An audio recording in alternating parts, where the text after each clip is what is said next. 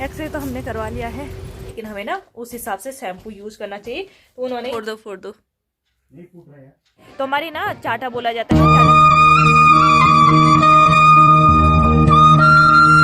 Good morning दोस्तों, सबसे पहले आप सभी को प्यार भरा प्रणाम। मैं शिवा रावत नए दिन के साथ, नई शुरुआत के साथ आप सभी का अपने नए ब्लॉग उत्तराखंडी शिवा ब्लॉग में स्वागत करती हूँ। ब्लॉग की शुरुआत हो रही है मेरी सुबह के 9 बजे से, और अब जैसे कि आप देख रहे होंगे मैं तैयार हो रही हूँ। तो मैं अभी जा रही हूँ श्रीनगर, क्योंकि मेरी कमर में ना बहुत ज़्यादा पेन हो रहा है। इस वजह से मैं और मेरे हस्बैंड जा रहे हैं श्रीनगर, और वानो की दादी ना घर पे रहेगी, क्योंकि ना आज मौसम बहुत ही ज़्यादा गंदा हो रखा है। कभी हल्का बूंदाबांदी हो रही है, फिर रुक जा रही है, फिर बूंदाबांदी हो रही है, फिर रुक जा रही है। तो इस वजह से हम वानू को लेके नहीं जा सकते हैं। तो चलते हैं, हम भी गाड़ी नीचे पे आ गई है, तो हम भी ना घर से निकलते हैं। हम भी श्रीनगर हॉस्पिटल में पहुंच गए हैं, जो कि श्रीनगर में गवर्नमेंट संयुक्त हॉस्पिटल है। तो उसी हॉस्पिटल में आ गए हैं। यहाँ पे भी ना काफ़ी अच्छे डॉक्टर हैं। तो हमें दिखाना है हड्डी वाले डॉक्टर को, और आज हड्डी वाले डॉक्टर भी हैं, क्योंकि ना आजकल छुट्टियाँ थी तो कम डॉक्टर भी यहाँ पे कम है, मतलब स्टाफ कम है। तो हड्डी वाले डॉक्टर यहाँ पे एक तो छुट्टी पर हैं और दूसरे डॉक्टर हैं यहाँ पे, तो हम उन्हीं डॉक्टर को दिखा लेंगे। मेरे हस्बैंड लगे हैं लाइन पे, मतलब पर्ची काटने की लाइन पे, और ना पर्ची काटने के लिए भी 2-2 3-3 लाइन लगी रहती है। लेकिन आज ना यहाँ पे भीड़ भी कम है, तो जल्दी नंबर आ जाएगा। घर से आते टाइम ना मैं शूट नहीं कर पाई, क्योंकि ना उस टाइम पे मेरी तबीयत ख़राब हो रही थी, मुझे वॉमिटिंग हो रही थी। वॉमिटिंग हो तो नहीं रही थी, पर वॉमिटिंग सा हो रहा था, सर घूम रहा था, इस वजह से मैं आगे शूट नहीं कर पाई। तो चलो हम भी डॉक्टर को दिखा लेते हैं। तो अभी हम हॉस्पिटल से आ गए हैं और जा रहे हैं मार्केट की तरफ, क्योंकि हमें ना डॉक्टर नहीं थे, तो हम जा रहे हैं अभी, और बाद में ना थोड़ी देर में आएंगे डॉक्टर के पास। एक्सरे तो हमने करवा लिया है, लेकिन अभी डॉक्टर ने रिपोर्ट नहीं देखी। तो हम चलते हैं मार्केट, और तब तक हम सामान ले लेंगे, उसके बाद ही आएंगे। अभी दिन के लगभग 2 बज गए हैं, 2-2:30 बज गए हैं। हमने रिपोर्ट डॉक्टर को दिखा ली है। तो डॉक्टर ने कहा ऐसे हड्डी में कोई फ्रैक्चर नहीं है, तो वो ऐसे ही पेन हो रहा होता है पेन। तो इस वजह से उन्होंने कुछ एक्सरसाइज बता रखी है, कुछ मेडिसिन दे रखी है।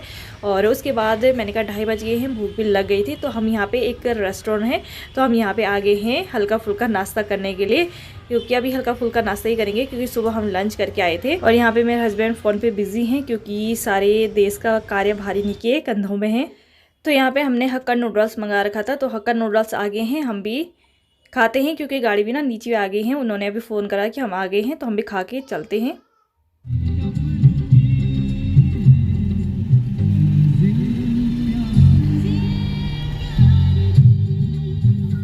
अभी शाम के हो रहा है 4:30, करीब 4:30 हो रहा है, देखिए। तो अभी शाम के 4:30 हो गई है, और हम ना घर 4 बजे के आसपास पहुंच गए थे। तो घर पहुंचने के बाद फिर घर पहुंचने के बाद हमने चाय बनाई, चाय पी। और क्योंकि मम्मी तो कुछ कर नहीं पा रही थी, क्योंकि वानू जगी हुई थी, जब सोई होगी तभी मम्मी ने भी काम करा होगा। और अभी जस्ट वानू उठी, तो हमारे आने के बाद हमने चाय पी ली है। और अभी सामान पूरा ऐसे बिखेर रखा है ना, मैं दिखाती हूँ किस तरीके से हमने सामान बिखेर रखा है। वो सामान समेट लिया है, लेकिन ना कुछ सामान अभी भी बिखरा पड़ा हुआ है, क्योंकि मौसम भी ख़राब होने लग गया है। हल्की सी ना दिन में धूप खिल गई थी, लेकिन ना फिर से मौसम ख़राब होने लग गया है। बादल पूरे आसमान में, फिर से ना पूरे आसमान में बादल छा गए हैं। और कल भी शायद मुझे वही लग रहा है कि कल भी मौसम ऐसे ही रहेगा, या तो बारिश भी हो सकती है। तो फिर से ना बारिश के आसार लग रहे हैं।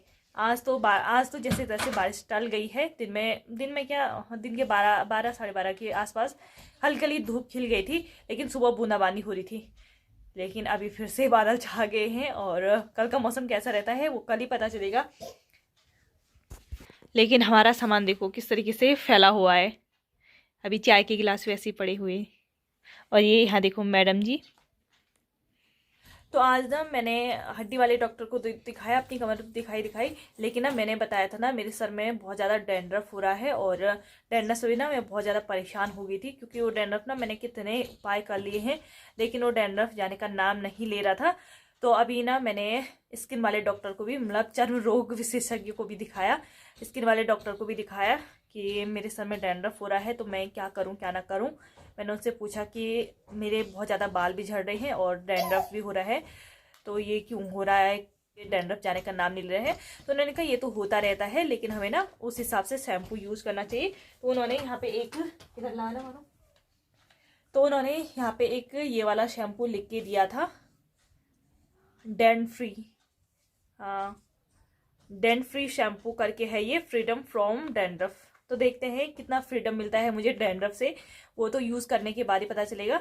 तो वो यही बोले थे कि मैंने डॉक्टर को पूछा कि जैसे मैंने बीच में कीटोमैक करके भी एक शैम्पू यूज़ करा था, तो उस टाइम पे हल्का फुल्का साफ हो गया था, फिर से होने लग गया है। तो उन्होंने यही बताया मुझे। अरे ले ले ले, ये ले ले ले ले ले ले, ये आजा ले, वाले ले। क्या है वहाँ? हाँ, डॉगी के पीछे भाग रही, देखो तो इसको। जानवरों से भी नहीं डर रही किसी से, तो बंदरों से थोड़ा सा डरी है, लंगूर बंदरों से डरी है। यार डॉगी, डॉगी बोल दे जरा, डॉगी डॉगी, हाँ डॉगी। तो ना मैं शैम्पू की बात कर रही थी, और फोड़ दिया फोन, फोड़ दो फोड़ दो। नहीं फूट रहा है। तो मैं खाती, हाँ। तो डॉक्टर ने यही बोला कि जैसे अगर हमें ना किसी शैम्पू को यूज़ करने से अगर हमें उससे असर नज़र आता है, हमें लग रहा है कि ये शैम्पू हमारे सर पे असर कर रहा है, डैंड्रफ इससे साफ़ हो रहा है ना, तो हमें रेगुलरली वो शैम्पू यूज़ करना चाहिए, उसे छोड़ना नहीं चाहिए। तो जैसे अगर कीटोमैक से हमें लग रहा है कि इससे असर पड़ रहा है, तो हमें ना रेगुलर उसे कंटिन्यू रखना चाहिए। हमें उसे, जैसे हम सोचते हैं कि डैंड्रफ ख़त्म हो गया तो हम ये वाला शैम्पू छोड़ देते हैं, अब तो कोई ज़रूरत नहीं है इसकी, लेकिन ना फिर से वो डैंड्रफ वापस आ जाता है। तो वो एक डैंड्रफ वो तो हमेशा लगा धंधा रहता है, वो तो हमारे सर से ख़त्म नहीं होगा।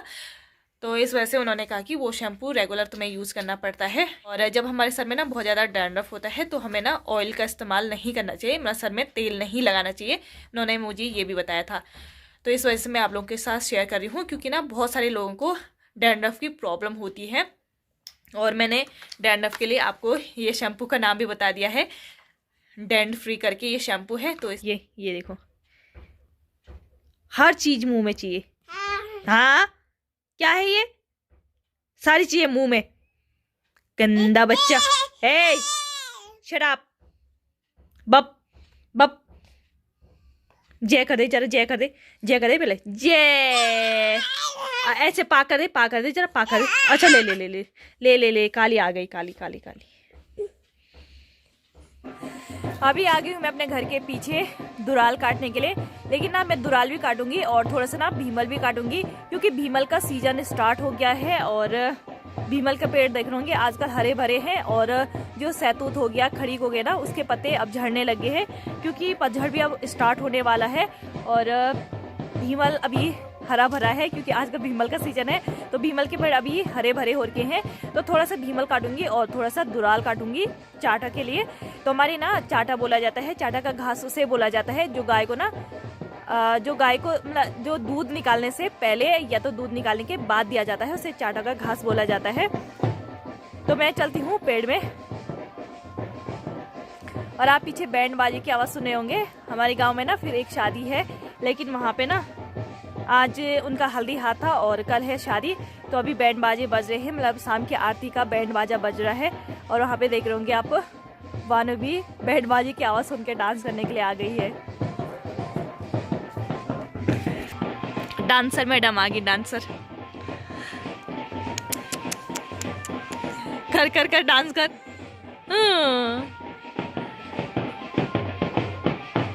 कर कर कर कर।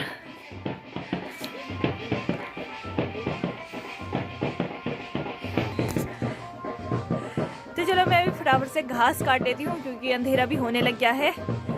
तो आज का ब्लॉग मैं इतना ही रखती हूँ, और आशा करती हूँ आपको ब्लॉग पसंद आएगा, आपने एंजॉय किया होगा। तो मिलती हूँ ऐसे नए ब्लॉग के साथ नए दिन में, तब तक के लिए धन्यवाद।